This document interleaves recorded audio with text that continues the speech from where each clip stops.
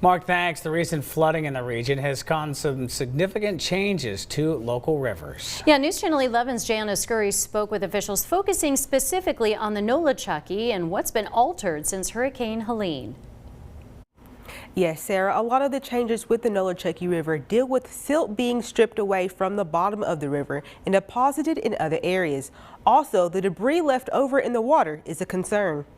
So it is changed forever, so it's not going to go back to how it was. Andrew Joyner, Tennessee State climatologist and geosciences associate professor at ETSU, says the Nolichucky River in many areas has seen increases in sedimentation where silt has been deposited, and other areas has been left bare from the flooding. We were in Bumpus Cove last week and several feet of silt in one part of the bend, and then you look across the river and that land has been completely stripped. And so you've got some areas where they've lost several feet, maybe 5–10 feet even. Joyner says in some points in the Nolichucky, the rate was 160 times higher than normal.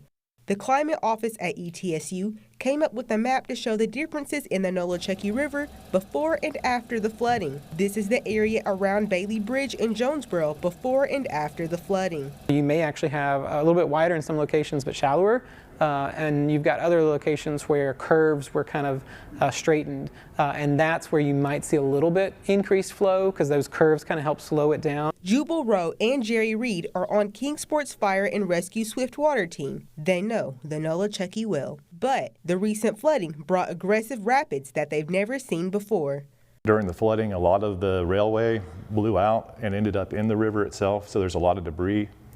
It looks kind of like a roller coaster down through there, and some of those roller coasters end up in rapids. Rowe says there's hazards in the river that was not there before the flooding, and says that people should not use the Nolichucky recreationally.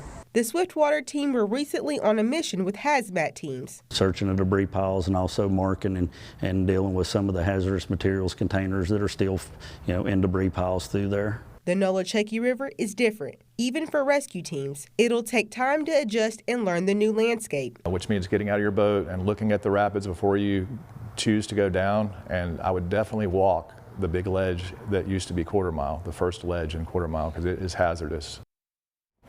Search missions are still taking place on the Nolichucky as well. Joyner says more imaging and tests will also be done to see exactly how much it has changed.